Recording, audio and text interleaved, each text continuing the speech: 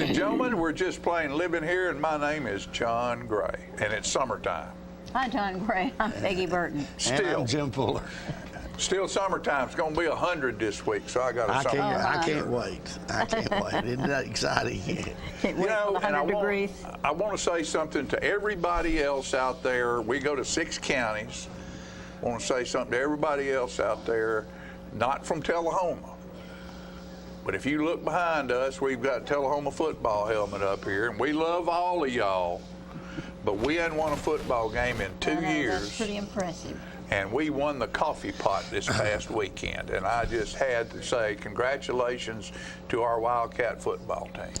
Yeah, I hate you missed that, John. And yeah, John was out of town. I had to be at an event. Well, life happens sometimes. Life happens sometimes. And you have to do what you have to do. But I'm really proud of our guys. Mm-hmm. And everybody but one guy got to play. That's correct. And why didn't he get to play? I think he was hurt. Oh, okay. He was, everybody that was dressed, of course, played, except one guy. And they got one guy, he was a freshman, and he's over charting plays, I believe. And So he had his job. So he had a job to do, and I guess they thought they might need that job done. Yeah, because at that point they were trying to make sure they got everybody in the game. I know. I love that, though. Everybody played. Yeah. I have never seen them look that aggressive. They went in to win. They had it in their heads. They were ready to. And of course, this runs in trophy. cycles. And if you're watching this in Manchester, well, you know, they've had it for the last 2 or 3, 4 years. Your day will come again. Of course. Well, they've had their day. They've had a lot of days. I mean, folks, we had won last year. Huh? We got to keep the coffee ball. Yeah, we won last year. 42-41 last year. Oh, that's right. That's right. That might have been the only game we won. The only game we won last year. But, I was thinking we hadn't won one. But, so we got to keep it. Well, good for us. Exciting night. Everybody was happy if you were from Tullahoma. If you were from Tullahoma, Yeah. Good thing. Good It always stuff. depends on what team you're on. That's how you feel about things. Isn't that true? Yes. I filled in for John on the John Olive Show and got to meet a couple of the stars, Kobe Burks. And Race Merritt. And exceptional young man. Oh, yeah. And seemed to have their head on straight. Race Merritt, he plays everything. Plays everything. Plays 3 sports: basketball, baseball, and football. And he's in the top 25 in his class. And I told him Saturday. Incredible young man. I told him Saturday. I said, I guess your parents don't have to worry about you getting in trouble because I don't know when you'd have time. Well, and Kobe is a 2-sport. I think he plays baseball and football. So. But Race on the football team, he's a receiver, he's a defensive back, he's the punter, he's the field goal kicker, he's the kickoff guy. Well, he could do he never gets to come off the field. And did a super job. Oh yeah, he's a great athlete. Last Friday night, kicked 2 into the end zone where nobody could return. And that's important in high school football. And then they brought in some young guys, freshmen and sophomores that were kicking very well also at that position. You know, once they got a big lead. So it is. It was a very exciting night. Well, I wasn't here because I accompanied my wife to Knoxville to the Purple Gala, and that is a big fundraiser that Alzheimer's Tennessee has. Is that exciting? It was really cool, and that's why I want to bring it up. It was downtown in an old factory building, which a lot of those things are turned into event centers. And you go in, and there's just brick walls, and you get to see all the structure of it and everything. It was lit and well lit. But outside, they had a big tent up, and they had some antique cars. Jimmy, you would have loved them because they were just great-looking vehicles. And there was a Sonny's Barbecue who was responsible for having the main food, and it was a big sponsor of this event. But they took 8 restaurants, and instead of having hors d'oeuvres, they had 8 restaurants from Knoxville, local restaurants, locally owned, and they had pairings, and they had small pieces of whatever they had prepared. Like one of them had a roast pork with roasted peaches on it with a peach chutney. And they gave you a little, little sample of it. And there was a moonshine pairing with every one of them. And then there was this peach brandy moonshine drink that went with it. And then you got to judge, you know, and they gave you a ticket and you got to pick your favorite. And that was excellent. What a neat idea. Yeah. And then they had one with I think there was one with some chicken or something or other, steak, that had a blackberry and pepper, jalapeno pepper moonshine that went with it. And it was just really cool. So you got to go around the room and get just a little taste of this and that When and the you other. say moonshine, that's something that goes on the steak? or No, something no, you they had drink? no. They had a steak was fixed like Jack Daniel's had a piece of steak with or a piece of pork with a roasted corn chutney on top of it and Jack Daniel's marinade, and then they had a moonshine, a rye moonshine. That you drink? Yeah, there was a moonshine I see. company I that got it. provided all the moonshine, and so it was up to each restaurant to pick a moonshine and then make a drink that went with what they had to whatever serve. they had, and it was delightful. That sounds It was like a very neat- a different, neat and then idea. the Beatlemania was I know who they are. was They're that really was good. the group Yeah. that played for the thing, and people got up and danced, and it was great fun. They raised a lot of money That's wonderful. Cool. That's wonderful because they need a lot of money to run that organization. to do what happens, and I got a couple of things here I want to read. I wrote a couple of things because of that. A lung shabung, a greeting, slipped through his lips like dark chocolate. Of all the new friends met at the gala, the most interesting was Mutafa, our South African taxi driver. A South African taxi We had driver? a South African taxi driver, and he was just slick as he could be, and he was a very nice guy, very interesting. And then we stayed. Here's something about where we stayed. Like a table in a morgue, the resting place is hard. The air swirling around me is chilly as I lay covered by only a white sheet. Have I passed on? Or is this just another night at the Crown Plaza Hotel? That's the most uncomfortable bed I've ever been in my life. It was hard as a brick. Crown Plaza's not going to pay us for this commercial. Nah, the hotel's gorgeous, Yeah. but the Normally bed they never was not. pay us anything, but on the other hand, they probably never would have been. No. So, you know. But at that hotel, they were having this huge Scottish Society 4-day event. What fun. And everybody there was in kilts other than us. I love that. And you talk about having a big time. I know they do. They were I know they having do. a large and wonderful time. I saw somebody dressed up like a pirate. I saw this woman and I said, "You a pirate?" She said, "I am." I said, "I love pirates." I do. I think it'd be great to be a pirate for a day. It would. Yeah, maybe. What kind of statement was that to say to this woman? Did you know you didn't know her? No, you don't have to know people to talk to them. No, actually, what this means, Peggy, is you have to kind of be careful what you say to women. Except John and I crossed over. We crossed over, so it at some doesn't matter point. what We you reached say. the plateau where we were old enough to where now you can say about anything and nobody takes you serious. Nobody takes you No, they don't. He's too old. He's too Long old. in the tooth. Right. Speaking of too old. Are you talking about me? I know. No. You're ageless, Peggy. No, No, I'm absolutely not. Yes, you are. Oh, You're go like the ahead. Energizer Bunny. I've loved Peggy now for about 40 years, I think. So, anyway, Thank you. what I started to say was I see my lovely colleague that works with me on the news on Thursday is in the studio today, Mia Marquez. Good. And Mia is going to do an interview today with the nice folks down at Shepherd's House, I think. Uh-huh. And one thing concerns me about this whole deal is that I think Mia has actually prepared for this interview. She knows what she's Unlike the talking rest about. of us. Yeah, and I was thinking, how many years has it been since we actually prepared for an interview? I had a script and all that kind of stuff. Yeah, and we used to, but that's the age difference thing Yeah. here.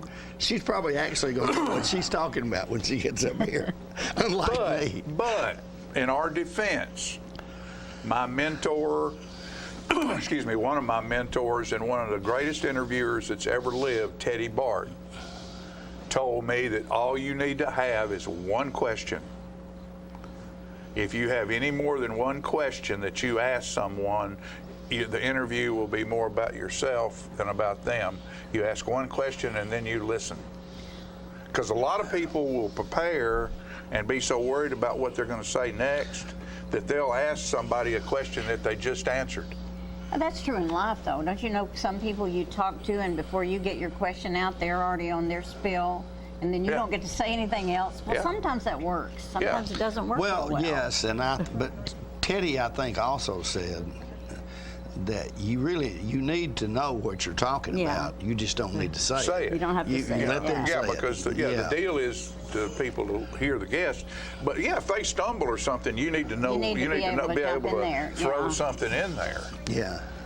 But no, it's always good to be prepared. I was just reading something in Jerry House's book, How Country Music Broke My Brain, and he was talking about Carson and all these people and Jay Leno, and he said, when they go on stage, they make all this stuff look like it's spontaneous, and their genius is to make prepared things look spontaneous because when they win an award, there's 40 writers get up there with them. Mm-hmm. Right.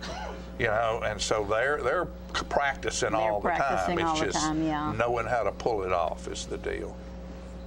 And being able to keep going like you do. I remember one time John and I were interviewing Johnny Majors, Coach Johnny Majors of the University of Tennessee, and we were a little concerned that maybe we didn't know quite enough to carry this thing for 90 minutes. Johnny Majors came in and sat down, and we asked him one question. And it was done. He took over. This guy remembers everything that's ever happened to him, and it was a great interview. I mean, it just unbelievable. I think you ask a question, and I ask a question other than winding him up and turning him off in 90 minutes. That's wonderful. And someone actually sent me an email about that and said, thank you and John very much for doing that interview and letting the guy actually talk. Letting him talk. Letting him do the talking, So anyway. We had a lot to say. Oh, yeah. You got one more for us? One more. Pundits strive to preach from lofty towers, climbing over each other to grab the brass ring. I refuse to take my dreams and put them on a shelf, so take that cantata meant for me and sing it to yourself. I like it. I like that. Okay. So, that was good. There we go. We'll be right back after these messages with all kinds of great fun, so don't you go away.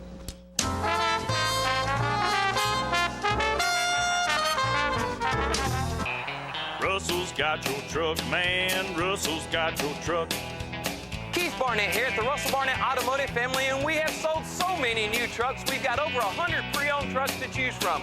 Any make, any size, any model. It's as easy as going to russellbarnett.com to check out our pre-owned truck inventory. And remember, why buy your next truck anywhere else? With the best selection anywhere, Russell's got your truck, man. All I have to do to think about what I was physically before and what I am now, and I don't ever want to go back to that original situation.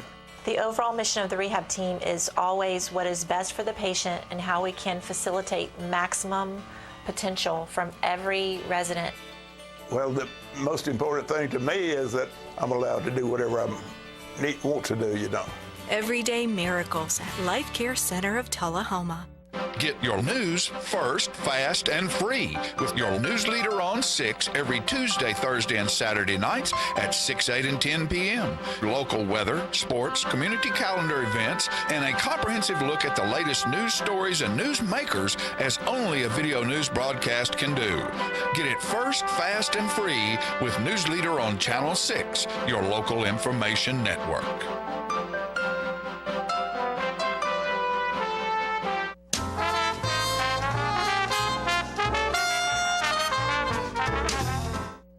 Welcome back, ladies and gentlemen, and this is our segment we refer to as Police Pointers. And joining us on set today, we're very pleased to have with us Lieutenant Phil Henderson from the Tullahoma Police Department, and who was telling me before he came on the air here that he'd been off for 9 days, and today's his first day back, so it might be a little rough. We don't know.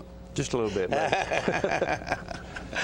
Hey, he also told me his brother lives in Hawaii and come to visit him, and we were thinking, how does one get to be so lucky that they can live in Hawaii? I don't know. He spent 9 years in Okinawa and then got transferred to Hawaii. Is he in the military? He works for the military. He works for the military. Yes, I sir. see. Okay. All right. And you're going to talk to us today about handicap parking, I understand. Yes, sir. First of all, if you're not handicapped, don't park there. But exactly. Go ahead, Bill. I'm sorry. There's several things that the police department can enforce on private property. Handicap parking is one of those things. Mm-hmm.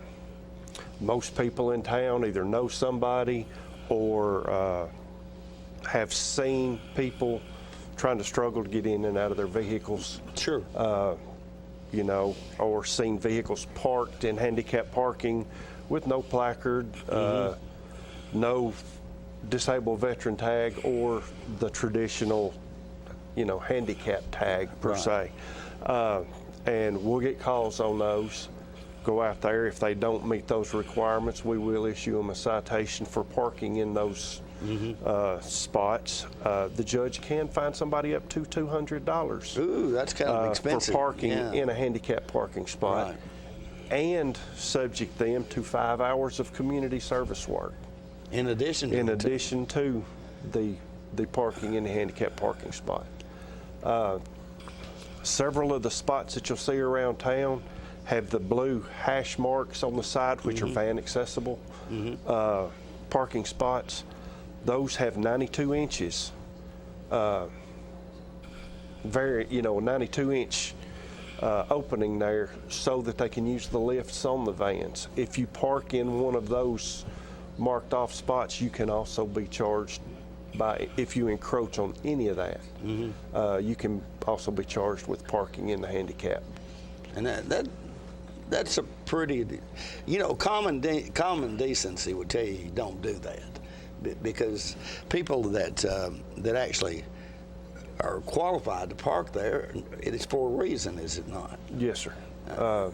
It's to give them access between their vehicles to get in and out. Right. But it also puts them closer to the store so they can get in, and it also helps with them having to navigate through the parking lot at a lower level. Right. And I'm sure there's a process to obtain the credentials you need to park in one of those spots. Yes, sir. If they'll just see their family physician, the family physician will fill out the paperwork where they can take that to their court clerk's office and apply for a handicap parking permit. Are they issued by the state of Tennessee? Is that? Yes, sir. Through the court clerk's office, or not through the court clerk's office, through the clerk's office. And then, like I say, or you can get the disabled tag, the placard, the tag, or the disabled veterans tag. Now that covers the person that has filled out the paperwork for that. If husband or wife or son, that tag is for them and they're not in the vehicle, then the handicap parking is not open to that vehicle. Right. If you park in there and that person's not in the vehicle, you can still be issued a citation for it. You can also have that placard confiscated. And then the person who the tag was issued to would have to come to court and show that they needed that tag or that placard to get it back. Okay. So conversely, if the person who the placard was initially issued to, if they're riding in a car with someone else, they can use that. Yes, sir. Okay, so. Yes, sir. As long as they put it visible, hanging from the windshield, the mirror, they can ride in someone else's car. The placard is actually issued to the person. Okay. So they can move it from vehicle to vehicle. I was thinking, because once someone was riding with me that actually had a placard, and I'm not sure why, but everybody else in the vehicle was perfectly capable of walking from the middle of the parking lot to the store, inside the store. And the lady said, "We'll just pull up there and handicap parking. That way we're going to have to. Nobody will have to walk so far." But I just felt guilty about doing that. I just couldn't do that. You know. So anyway, but again, those are pretty important to the people that use them, and it's pretty self-centered of somebody to actually just, for their own convenience, pull up there and do that. Yes. And do you get that happening a lot? We get quite a few calls every week of people parking in handicap parking stalls, and we, of course, by the time we get out there, most of the time they're gone. But still, they've taken that parking spot away from somebody that needed it. Right. And they, you know, or they'll park in the first stall next to the handicap parking. When they get through loading their groceries, they push the buggy into the handicap parking stall and leave it there for somebody to have to get out and move. You guys get to see a lot of stuff there has to be a lot of times where you think, I can't believe that people actually do this. Yes, sir. It's, sometimes you wonder, and it I won't say that it makes you happy to write a citation, right? But some of those make you feel better than of course. Some others. Sure, of course. You mentioned the fine could be as much as $200. That's a pretty serious. Yes, sir. That's a pretty stiff fine. That's yes, pretty sir. stiff fine. You were also mentioning the community service aspect of that. Is what sort of things do you have to do when you get sentenced to the community with service? With the city, they could work. Most of it, I think, is with Parks and Rec. Yeah. And I know we had them at the police department. We hadn't had any in a while. But they'll come up and they'll clean the police department or wash cars maybe. No, you get prisoners to do well, that, no, we do not use prisoners anymore. No, sir. Okay. Each officer's responsible for his own their own vehicle. Right. But we'll have them up there. They'll be sweeping and mopping the police department or taking out trash, that kind of thing for their community service. In other words, Phil, it could very well be something that you don't have to do on a regular basis, and you might find it a little bit demeaning. Yes, sir. If you have to do that. Yes, sir. You know, but on the other hand, you probably deserve it if you're doing that. So, and well, you know, that I think is really, really good information, because that's something that, as we've said a couple of times in this interview, that you know, you really ought to know better than to do that. So yes, sir. So there's fines also for people that manufacture counterfeit handicap placards. People are doing that? Yes, sir. They have. They'll photocopy them and put them on like a door hanger. Yeah. And hang them from their rearview mirrors, and that can be up to $1,000 fine. Ooh. And it's a Class A misdemeanor. Goodness. The judge can also sentence them to jail time. Right. So. I learn something every time we do this segment, because I had no idea somebody would do that kind of thing. But, they do it. And it's up to $1,000. Up to $1,000 fine. And the worst part of that is jail time, because if you're not a criminal, but you think it's okay to do that kind of thing, you probably are not going to like it in the Coffee County Jail. No, sir, I don't think so. Right. Okay. All right. Well, folks, that's even worse than parking in a spot and not having a placard. Then, if you want to counterfeit one and attempt to use it that way. Yes, sir. So. Okay, great information, Phil. Folks, that's why you should be watching this segment. I just absolutely had no idea that happened, or the penalties for it were so severe. But that's why we got you guys. All right. Thanks so much. Thank you. We appreciate you coming today. Folks, we'll be right back with more Living right after this.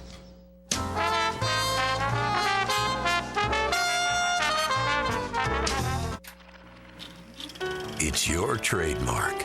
That's something special everyone knows and remembers. It's your thing. It's made holidays special for decades, and summers unforgettable for the entire neighborhood. It's made everyone laugh every single time. Don't let illness or injury keep you from doing your thing. The rehab team at Life Care Center of Tullahoma is ready to help you live well.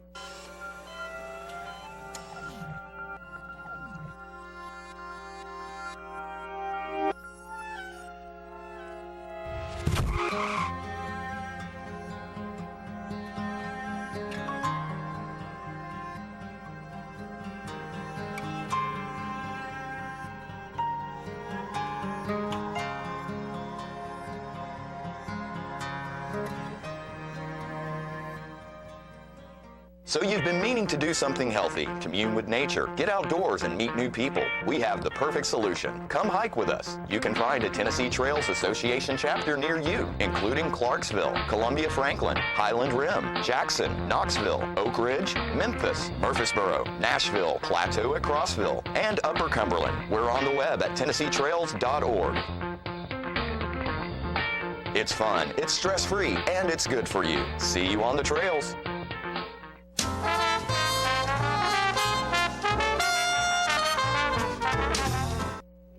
In September, South Jackson Civic Association opens our Performing Arts series with Triquetra, and they have been kind enough to do several clips for us, which we'll show today about their performance. They do Celtic, and I think you'll love it, so try to get a ticket.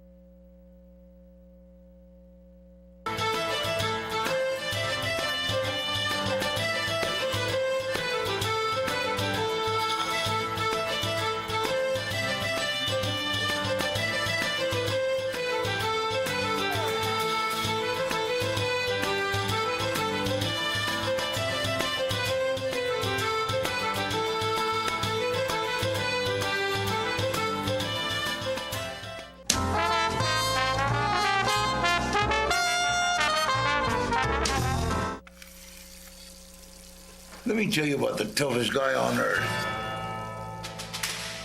He does the work of 2 jobs, but only gets paid for one. He's tough enough to feed the man that gave him a lifetime of nourishment. He has the crazy strength to lift the man that raised him up without even flinching. That's right. No employee of the month bonus check here. This guy, no, this warrior, will always be by his father's side, even if his dad will hardly remember. Good luck finding a gym to train for that. If this guy isn't the toughest guy on the planet, then I don't know who is. Caregiving is tougher than tough. Find the care guides you need at aarp.org/caregiving. Is this the year you want to get fit? If so, check out just some of the things Tullahoma Parks and Rec has to offer. Kickboxing, aerobics, silver sneakers workouts, swim lessons, boot camp, water aerobics, basketball, Zumba, yoga, pickleball, lap swimming, treadmill, karate. Get fit, Tullahoma, and have some fun with Tullahoma Parks and Rec. When your family suffers the loss of a loved one, the caring and compassionate staff at Tullahoma Funeral Home and Coffee County Funeral Chapel are standing by to assist you in every way possible.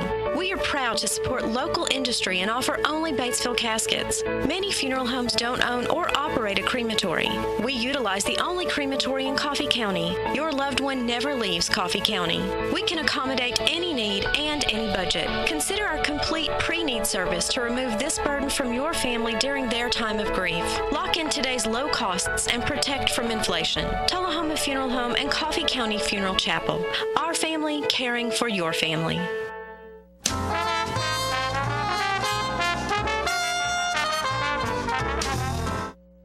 Hi, my name is Amelia Marquez, and I'm here today with Miss Tina Owen. She is the new executive director for the Shepherd's House and also a wonderful treasurer as well. We got Miss Melinda, who is a resident of the Shepherd's House. So this beautiful introduction here. We have Miss Tina. Why don't you tell us a little bit about how it actually, when it started? Well, it actually started in 1999, and you know, I talk to people and they say, well, I didn't even know we had a homeless shelter here in Tullahoma. And so we've been here since 1999, and we have a board of 8, and you can find out everything you probably want to know about the board and Shepherd's House. Just go to our website, which is shepherdshousetullahoma.com. Wonderful, wonderful, wonderful. And so that's just a wonderful thing that we have now. You can find our newsletter. You can find a resident story. We tell resident story on there. I actually have my blog where I talk about just being the director of Shepherd's House and how it is to talk to those that are homeless and talk about their stories and sometimes the pain of having to tell someone that they can't come in just because of different qualifications and stuff. So there's a lot that goes on there at Shepherd's House. That's beautiful. I just wanted to tell a little bit about the residents that we do take in. They're from Coffee-Moore, Bedford, or Franklin County. That's about all that we can cover because we're only a home that we can have about 12 to 15. It's best to stay at 12. The fire marshal says we can't go over 15. And so, you know, we'd love to take everybody that was homeless in, but we just can't do that. So we do have qualifications, and that's kind of what I was wanting to talk about right now, is they have to be able to pass a drug test because a lot of them, everyone that's at the house right now is drug-free. They're wanting to get their life straight. They're wanting to start over again, and so they're getting jobs. We've got one young lady that's taking CNA classes at NHC, and she was so tickled. She said, "I never thought I'd even be able to do this." And then we've got other residents that's getting jobs, and it kind of it's just helping with their overall feeling about themselves. And so our qualifications is that you have to be able to pass a drug and alcohol test. If you say that, you know, I really want to get my life together, but right now I cannot pass that, then we usually try and find some place of rehab that you can go to. And then if you go through those 30 days, then you're welcome to come back to the house to start over. We can't take anyone that's a violent offender because we have to protect those that's at the house. We have women and children and men on one side and women and children on the other side, so we have to stay safe. We don't have a supervisor that stays at nighttime because they're adults. Right. And we try and take those in that will fit the house and not cause it harm, because believe it or not, whether or not you're a homeless person or not, there's predators that are out there, and they want to come in and just take over the house. So I have to be very careful about vetting the ones that come in. As far as special limitations, or we can take someone in that's disabled. But if they're in a wheelchair all the time, we can't do that because our doors won't let the wheelchair go through. We don't have handicap accessible bathrooms, and plus they've got to be able to take care of themselves. As long as they can take care of themselves, then it's okay. But some come in with so many medical problems, and in the past, when I was there before, we did take some that wasn't able to take care of themselves as well, and we was always having to call the ambulance or different things like that. So we just can't do that. So I try and find references. I try and find places that they can go. I'm finding out more and more about different places that they can go here in Tullahoma. So there is actually a place that I know where just little ladies, if they're not ready for assisted living, but they don't have no home. I found places that they can actually go and get settled in as a home.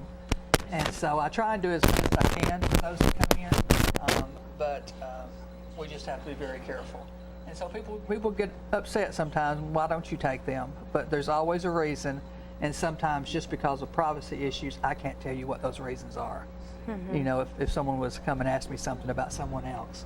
And so they're expected to act respectful. They got to save 75% of what they earn, and if they don't have their GED, we try and get them their GED. If they don't have a driver's license or ID, because you've got to have that to get a job. Correct. And so that's one of the first things we do is our go to do that. Great. So what's your vision? I mean, what is your goal? Our vision is to, when we take them into the house, is to get them settled and find out whatever their needs is. We want to have a separate women and children's shelter. We need that desperately. Yes. We have so many calls. I keep up the calls that we have in a month, and we have somewhere around 40 to 45 calls a month, and we only have room for 12 people. Mm-hmm. And so that kind of shows you how I have to refer them somewhere else, and especially families, ladies with children, even men with children. We could take someone, if a man came in and he had a 14-year-old son, he could stay there, but if he had a 14-year-old daughter, mm-hmm. he could not, because the daughter would have to have a guardian in the other room with her. Right. And so there's just a lot of issues there, but our vision is to have that new shelter. Okay, and so you do have a website, people Yes. can connect and Yes, we get have- more information yes. about how they can go ahead and they can help Yes. the Shepherd's House. Yes, we have the website. We started a 5x5 or something like that. 5 I for know 5. Caleb has started that. Right. And that is where the churches just give $5. If every church member gave $5 in our area, we'd have $355,000. Right. To start that shelter. And so just go on there. We've got a lot of donating buttons on there and on our by PayPal, and you can go to our Facebook page, mm-hmm. which is the Shepherd's House, and you can donate from there. There's just all kinds of areas that you can donate. Our address is 712 First Avenue in Tullahoma. Okay. You can always send it there, and then the P.O. Box number, I didn't even get that. Do you have the P.O. Box number? Yeah, I believe it is 120. Yeah. I do believe. Yeah, and so that's our vision. That's something we're working toward to do. So if anybody out there has a house they want to donate, feel free to just give us a call at 393-4818. There is a passion, there is a need for the homeless here in the community, and you would not believe how many people are coming through the house and how many beds. Yes. We have a monthly newsletter that's stating all the statistically of everything that's coming through the Shepherd's House, mm-hmm. and just the needs and the wants. Also, in addition to that, we have the wonderful treasure here, Miss Melinda, who's also a resident. And can you explain some of your experience and what it's been like for your transition, your transformation? Well, a little over a year ago, we were living on the Texas Gulf Coast, and our life was good. We had all our bills paid, had a good car, good life, going little weekend vacations. And then the news said there's a storm out in the Gulf. We didn't think anything of it because we're used to riding out in storms. But the sheriff's department was at the door saying we were going to get a direct hit with a Category 5. We got to go. Harvey, wasn't it? This was Harvey. We were going to get a direct hit with the Category 5. It hit as a strong 4, just barely off of being a 5. And so all of that kind of brought you to Lynchburg, didn't it, to stay with your cousin? And right. And then he recommended Shepherd's House in Tullahoma. Yes. And how do you like being there? It is a lot more comfortable than it would be staying at his house, you know, where we have a little freedom to be us. And also, through Shepherd's House, my husband has a job now. And we're insurance again, getting our lives back together. We found a wonderful church that we're going to. And won't be too long before we will be out on our own again and getting our life back together like it was, just a different location. It's beautiful.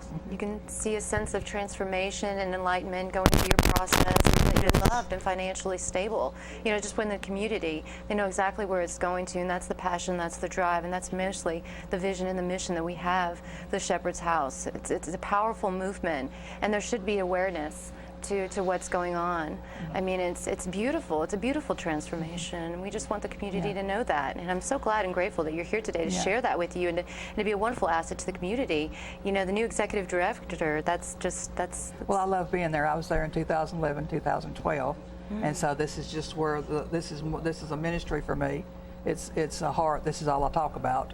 You know, I'll text the board members at nighttime, you know, or I'll talk to my husband about Shepherd's House, and that's what all I talk about. So it is in my heart, and you know our average is receiving about 200 homeless there at Shepherd's House a year, and you wouldn't even think that there was homeless in Tullahoma, but there is, and we just try and help out the best that we can. Well, that's amazing. Yes.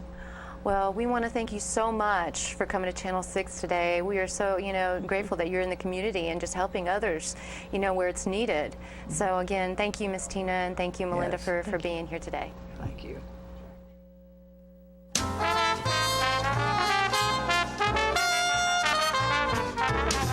Here at Manchester Funeral Home, we know the importance of living and working in our local community because it's those families who we serve during their time of need honorably. We believe in supporting local business and offer only 100% Batesville caskets, the best in the industry and a driver of our local economy. If you want straightforward and fair pricing while working with the people you know, choose Manchester Funeral Home, serving your community since 1932. And pre-planning and pre-funding can be the best gift you ever leave your loved ones. Call us to pre-arrange. Manchester Funeral Home, our family caring for your family since 1932. If you want to be a parent, it doesn't matter how you play, what you wear, how you dance, or even what direction life takes you. You just need to be there. You don't have to be perfect to be a perfect parent. Thousands of teens in foster care don't need perfection. They just need you. How long has it been since you raced a cheetah? Are your tornado creating skills getting rusty? Tired of being the only one in your neighborhood who hasn't built a dinosaur? Sounds like it's time to visit the Hands-On Science Center. The Hands-On Science Center is an indoor science playground. In this museum, please touch is the rule. Join us for weekly science demonstrations on space, lasers, lizards, rocks, and a whole lot more. No two visits are ever the same, so visit often to see our ever-changing exhibits and demonstrations. The Hands-On Science Center, 101 Mitchell Boulevard in Tullahoma.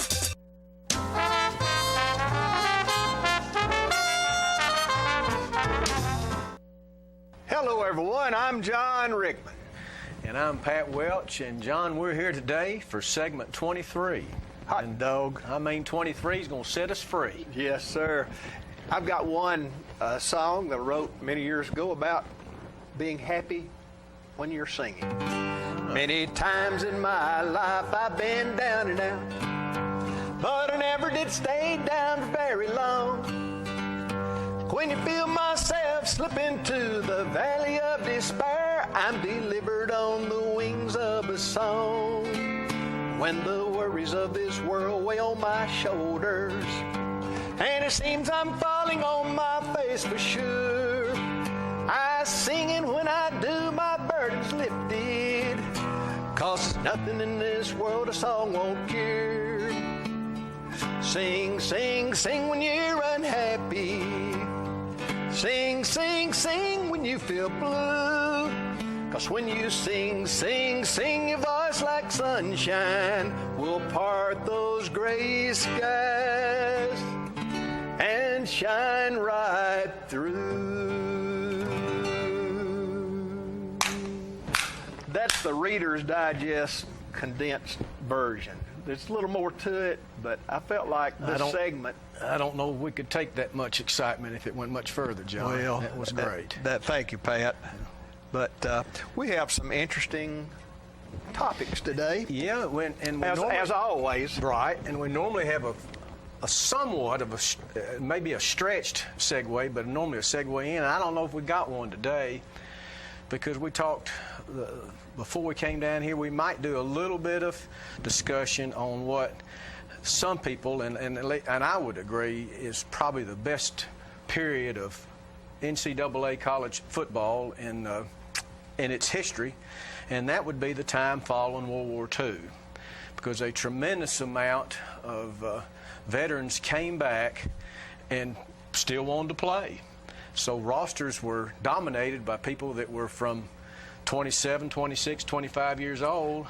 Mr. Osteen, my principal, he said, I went to MTSU and I was 18 years old, and I played football with people who'd killed other folks. And it was a scary situation for him. That is. And I was going to kind of, from a local flavor, try to weave in Coach W.C. Cooper, who was John Gray's coach. And Coach Cooper coached from 56 season through the 66 season. He had been here 11 seasons, won a lot of games, and was a great coach. And the school board, after the stadium was redone 6 years ago, had the field named after him, and the outside of the stadium marks the field as W.C. Cooper Field. But he also was a really good player at UT. And when he went to UT, that would have been 47, I believe. The squad would have been, a majority had been veterans. And he told me he came as a 17-year-old freshman, and yet there were people on scholarship that basically were after his job and he was after theirs, that one of which had fought on Iwo Jima in the Pacific battles. And this guy had been crawling at night, pitch black, under the jungle, and his hand went through a decomposed body of a Japanese soldier. I know that's a little bit rough, but that emphasizes the struggles and the trials and so forth that a whole lot of these football players had been through. Football practice wasn't a whole lot tougher. In fact, it wouldn't have been as tough as fighting for your life. And I said something to Coach Cooper one time in a visit. Man, that just didn't seem fair that you had to be competing with somebody that had fought Japanese hand-to-hand at Iwo Jima. And he said, son, you just had to understand the facts as you went in. And he's exactly right. My father was the opposite way. He ended up not, thank goodness, was not involved in combat, but he was a naval fighter pilot. And he got his wings right before President Truman ordered the bomb to be dropped in Japan, and our government was prepared if that didn't work for an invasion of Japan. They were planning on possibly losing 1 million men, and his last orders were to go to San Diego to do a little bit more training on landing on flight decks, and from San Diego he was going straight to Japan. So that, some people would argue that maybe we shouldn't have dropped the bomb, but I would argue that I may not be here if we hadn't dropped the bomb.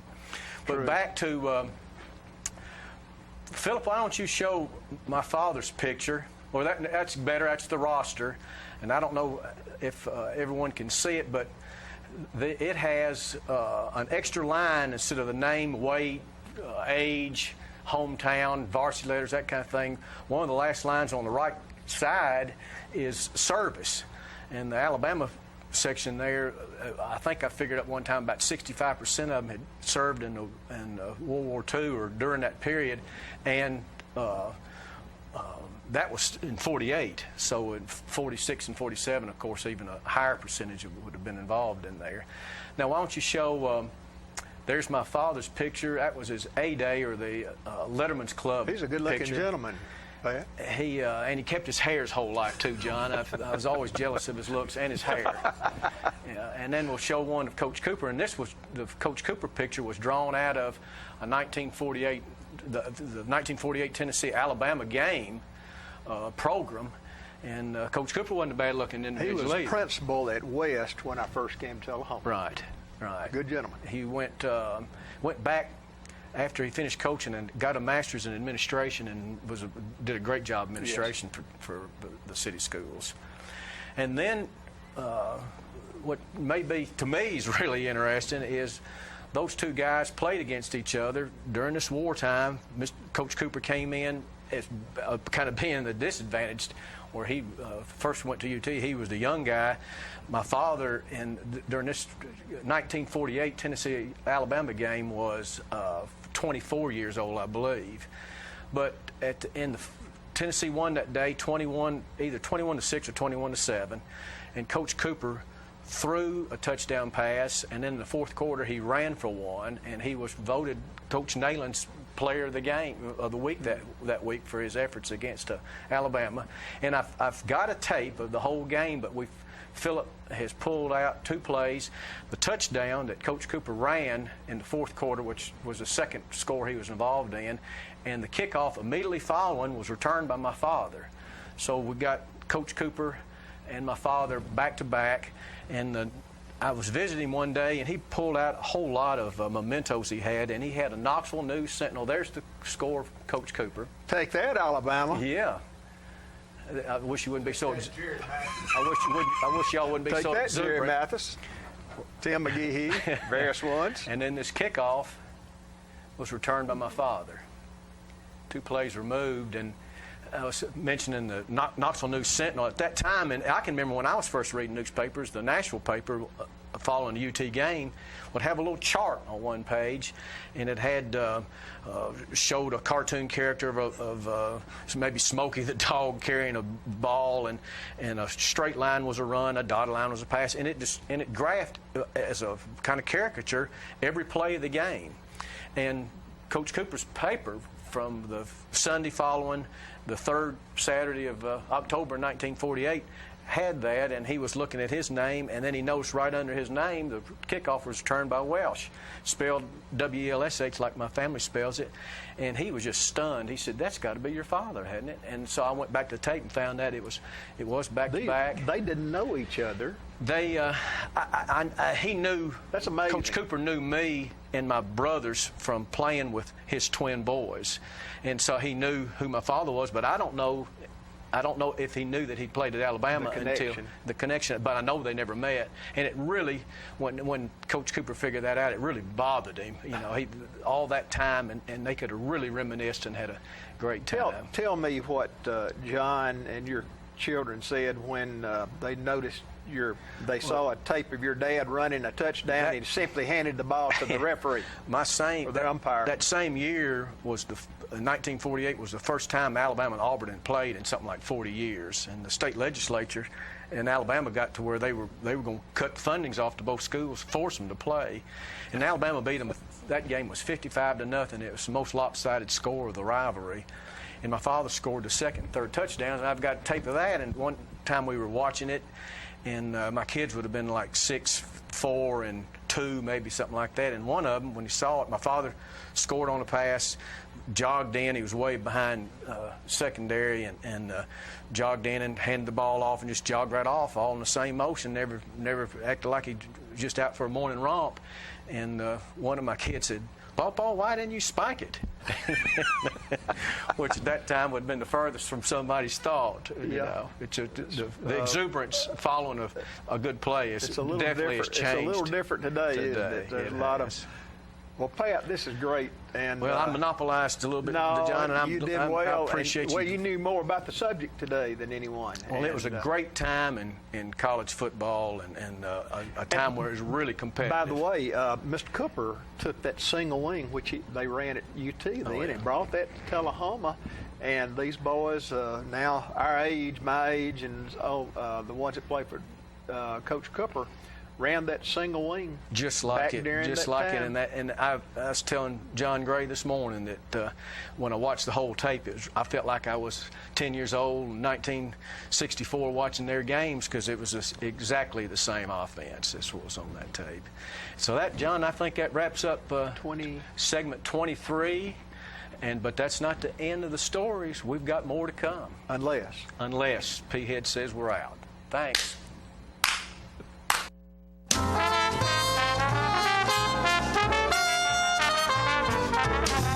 It's time for every family and business in Tullahoma to go green and recycle. Tullahoma Public Works makes it simple and easy to recycle. Just place your recyclable materials, paper, plastic, aluminum, and cardboard beside your garbage container on the same day your garbage is picked up. Your recycled materials don't have to be in a fancy container. Recycling is not only the right thing to do, it makes sense. Recycling pays. Paying to bury our garbage costs each of us. Please do your part.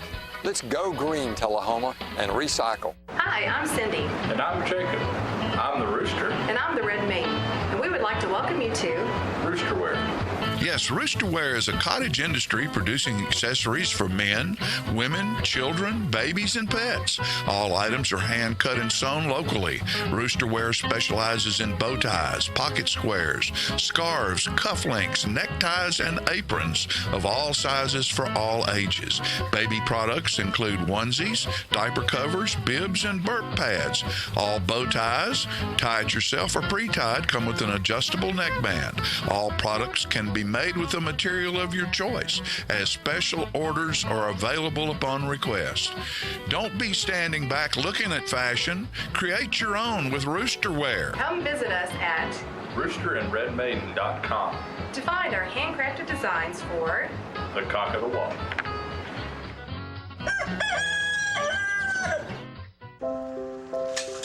I want to eat apples and bananas. I need to eat apples and bananas. Why can't I eat apples and bananas? Support the Feeding America nationwide network of food banks to help provide meals to those in need. Join us at feedingamerica.org. Get your news first, fast, and free with your news leader on 6 every Tuesday, Thursday, and Saturday nights at 6, 8, and 10 p.m. Local weather, sports, community calendar events, and a comprehensive look at the latest news stories and news makers as only a video news broadcast can do. Get it first, fast, and free with News Leader on Channel 6, your local information network.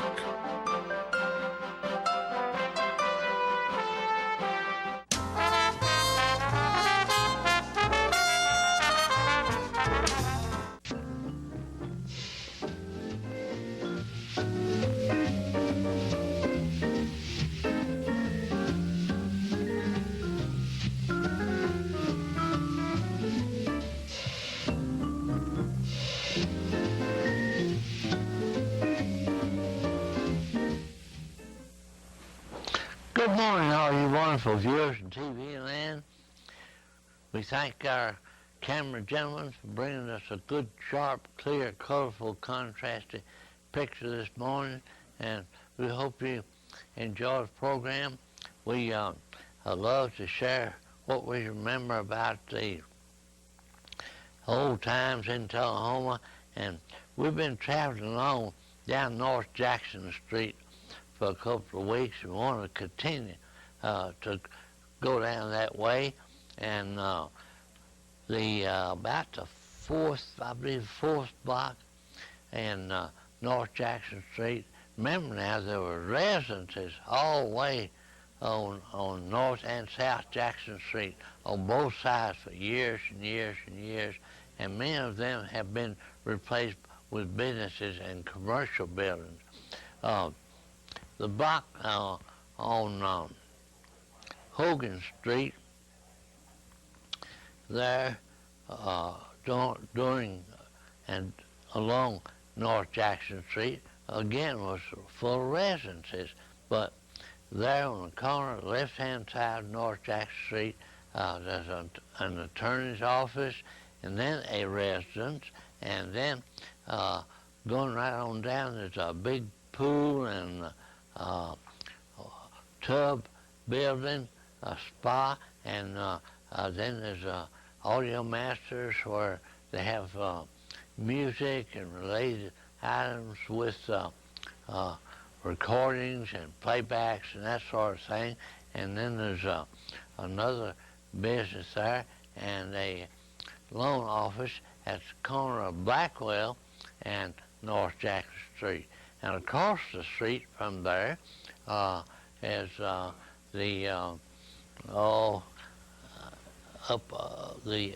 drive-in market there, and several businesses next door, and then there's a car wash at the corner of Blackwell and North Jackson Street. And right around the corner on Blackwell Street is where the flower shop is that furnishes the beautiful flowers for this set today.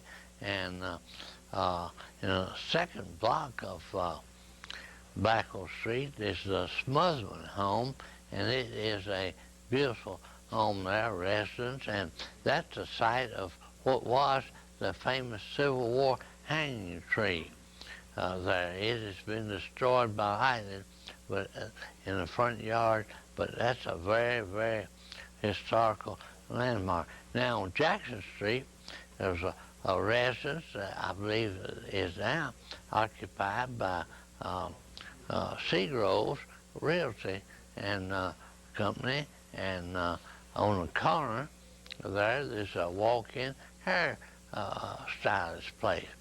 And at the corner of Wilson Avenue and North Jackson Street, there's the entrance to the Oakwood Cemetery as it goes a couple of blocks. And then as we progress down on North Jackson Street, there's a BP service station and a travel agency. And then across the street on Big Spring Avenue, there's a eating establishment and Mexican food place and some other eating places there. And then guess where we are now? We are at the block where the Tullahoma Senior High School is located, and a big event's happening this weekend at the Tullahoma Senior High School, and that is homecoming, where they have all the floats, and I understand the weather prediction is to be a beautiful day that day, and the mighty Wildcats play Columbia, and I think they have 1 or 2 more games left, but this is homecoming weekend, and so many people love to come back to their school and home place to enjoy that ball game and the festivities for it. There's usually a bonfire the night before. I don't know where it takes place now, but homecoming is always a beautiful, wonderful gathering for many people. And the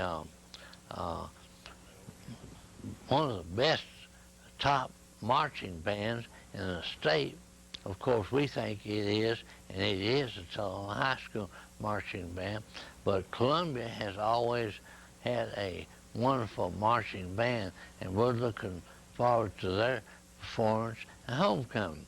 And there'll be floats, I think, maybe for each club, for each class in high school that will be parading probably downtown Tullahoma on Friday afternoon.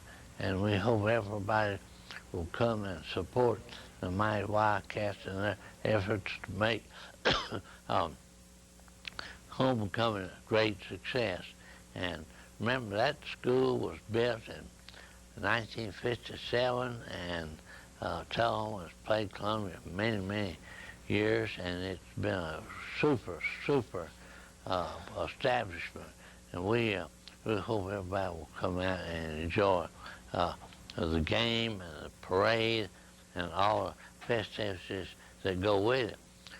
Now, if you come a little bit early, you'll probably see the crowning of the homecoming queen and the court and that sort of thing that is really important. The Lions Club has a concession stand, and the JHS band has a concession stand, so there'll be plenty to eat and drink and enjoy that evening. And the Tullahoma High School Marching Band has the beautiful new uniforms, and they have a theme this year. It has a couple of ships that go around that band that's very colorful, and the music and the performances of that band are really great. And then too, the Mighty Wildcats put on a good show, and they are really a bunch of fighters, and they love to play football, and they are dedicated to really putting on a real good show. And we hope everybody can come out and enjoy them. Now, one last thing about North Jackson Street, there's a series of buildings right across the street there, the Teachers Express and a beauty parlor and Arby's and McDonald's and the Pizza Hut, and those places have come along there. And back in 1950, I believe 53 or 4, there was nothing except woods and trees and open spaces from the cemetery on out to Northern Field on each side of North Jackson Street. And now it's been developed so that there's all kinds of eating establishments there, and from Friday afternoon till Sunday, North Jackson Street is much like the Indianapolis 500 because it's loaded with cars, and I believe they took a survey not too long ago, and there was 28,000 cars that passed along the counter on North Jackson Street. Now, a little bit further toward Tullahoma City, there's where Walgreens is. It used to be a home there, and the corner used to be Super D, was the Oaf residence there. And we appreciate you watching, and we want to tell you and remind you this is not the end of the story, because there's a whole lot more to come, and we look forward to sharing it with you.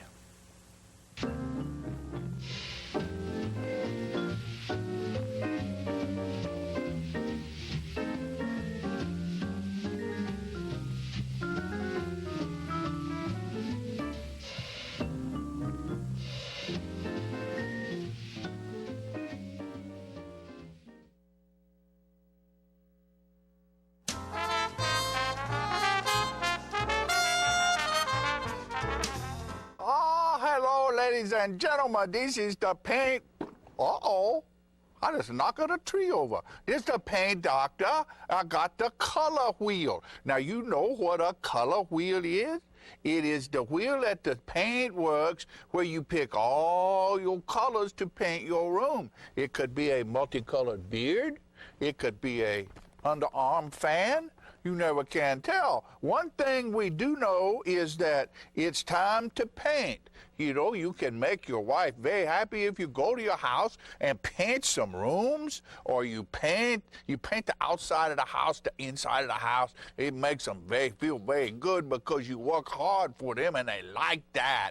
All women like to see their man sweat, you know? They do. Honeydew is what they do. And you get to do it too. So you go to the Paint Works at 1960 North Washington Street and you see David Heikkinen over there, and he's the real paint doctor. He fix you up with color. It's so nice when the color is right. Go to Paintworks today. Martin Senor. See? Martin Senor. Right there.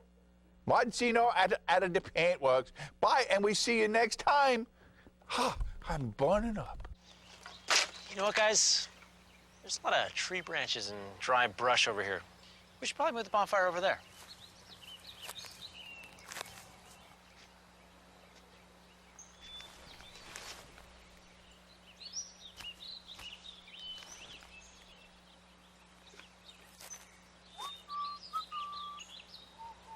I'm guessing Smokey liked that idea.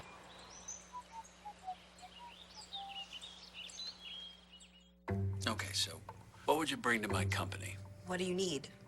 I need problem-solving skills. I got through high school without a car, a phone, or a computer. No college degree, though. Not yet, but life's taught me a lot, and I'm ready for more. Well, you're not the typical kind of candidate that I hire.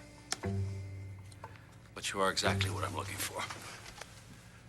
Your company could be missing out on the candidates it needs most. Learn how to find a great pool of untapped talent at gradsoflife.org.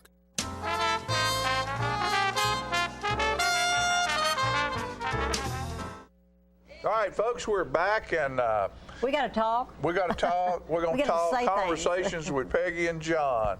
Well, I want to mention. Okay, go ahead. Well, I just want to mention Erica Wonder. Well, that's what I was going to ask you. Don't you want to mention Erica? I do want to mention Erica Wonder. Erica is, I call her Wonder, but it's Erica Wonder Peterson. She is wonderful, and she has the most fabulous voice.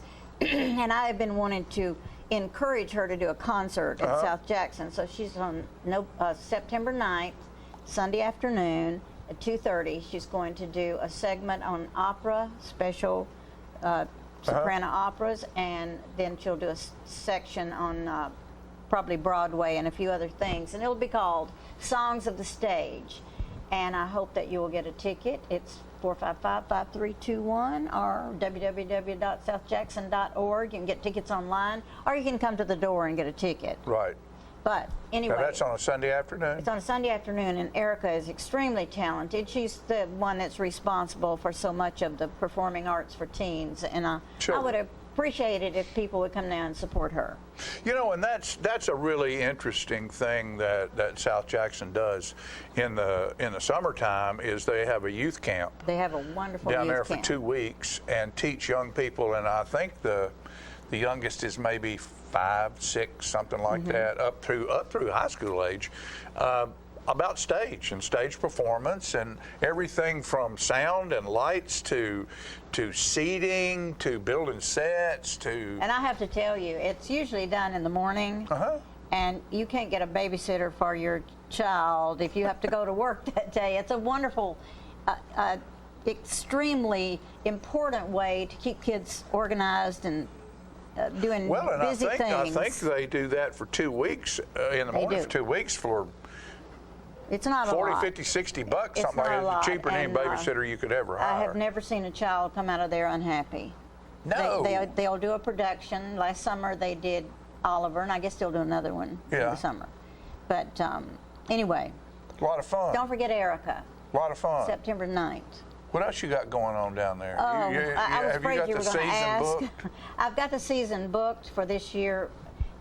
We have a performing arts season. We have a theater season. I think the next theater production is Sweeney Todd, and they're working on that now. No, I may be wrong. Rocky Horror is coming up. All of that stuff's coming up. Yeah. Well, Rocky Horror comes up around Halloween time. Right. And Sweeney And, Todd. I know Jacob got cast into Sweeney Todd. That's got a wonderful different cast, ones. and I heard them singing the other night, and I just couldn't believe the voices. Fabulous voices. Yeah. Cynthia Redekop is producing that. Yeah, good things. Along with a lot of other people that help. No one person ever produces anything. No, and that's just like I said earlier about all these nighttime performers. You think, boy, Jay Leno's really good or David Letterman's really good, and how do they ever come up with that? Well, there's probably 30 writers writing for them. And that's like, when they have a writer's strike in Hollywood, everything stops. Everything stops. Nobody is on stage. Nobody's got anything to say. They don't have anything to say because they don't have the creative Nobody's ability. good enough to create all that themselves. Or very few are. You're right. Very few are. Very few are like you that wake up at 3 in the morning and write a song. Not for me. instance. Not me. I'm one of the least you can find. I do really enjoy doing what I do, though. But no, I'm not that special about it. Hey, I do want to remind you of something else now that I'm thinking about it. My friend and Tullahoma's friend, Michael Bush, from over around Bell Buckle, is having the second generation of the show that he's been doing opens at the Arts Center, and I think that's this coming Saturday afternoon or Sunday afternoon. I think it is the first Saturday. Yeah, and it's from 2 to 5. There'll be an opening from 2 to 5. I want his artwork in my house. Well, but what this is about is it's about the human condition. Mm-hmm. And he has gone and taken things like we were talking about the homeless a while ago, or you talk about street kids. All this stuff he's taken and painted. And a lot of the stuff is stuff you don't want to know and stuff you don't want to talk about, stuff you don't want to think about. The stuff that's in the shadows that a lot of us walk through the tunnel of light. Well, there's a whole lot of stuff in the shadows. Exactly. On either side. And Michael is society wonderful. Doesn't want to really see that. Well, he's brought it out to you point blank in the art that he's done. And it's a presentation to young people. And he's gone to several colleges and taken this and had it mounted in their colleges, and then goes and has a auditorium where these kids can come and question and have conversation. That's fabulous. About this stuff. Because a lot of times, sort of like that show we did, what is it, Rent? Yes. That a lot of people were against Rent being done at South Jackson. But it is life. It's a dark side of life, and the kids, the thing about it is we sometimes are too protective of our children and don't allow them to know what's actually happening, and they have questions to ask. And if they can't ask them at home, and if they can't ask them at school, and they can't ask them at church, because that stuff really doesn't happen, where are they going to get to ask those questions? And that's one of the things that's wonderful about theater is theater allows everything to be shown on stage. To be shown. And to be questioned. Right. About Michael Bush, isn't he from Los Angeles? Michael was a painter in the movies. That's what I thought. And Michael he was the only painter that painted all 4 Bruces. The shark in Jaws they nicknamed it Bruce. I didn't realize that. There were 4 of those, and they were painted. And he painted all 4 of them. He was a set painter. Yeah. And also, he's a work is artist. Incredible. And I think he came to the Bell Buckle area to get some peace. Yeah.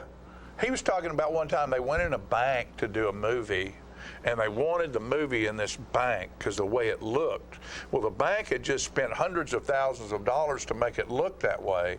So they let them use the space, but they had to build walls. They had to recreate the walls inside the walls so they wouldn't mess them up. So they had to paint these plywood and all this stuff to look like look like Yeah. stone and marble, and it's incredible the stories he has to tell. But he's a brilliant, brilliant man and I a would brilliant encourage artist. everybody to go and take your children. I mean, children need to be exposed to They do. this wonderful They do. artistic medium. They do. It's time for us to go. Is you know it time that? to go? Yeah, it is. I've had a good time sitting here I'm talking having and a good time listening. talking with you too. Just like brothers and sisters right here, peas and carrots. Peas and carrots. Peas and Got a new carrots. Here song. we are, right here. We'll be Hey, back. folks, we'll be back next time. Thank you.